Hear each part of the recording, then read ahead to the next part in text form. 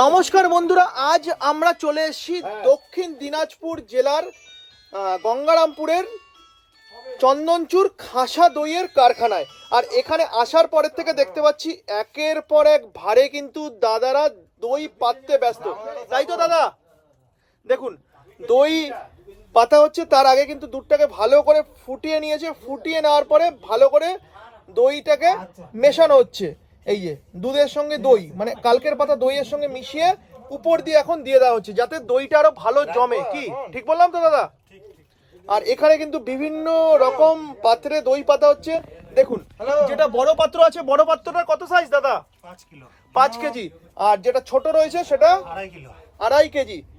আর ছোটটা হচ্ছে half KG.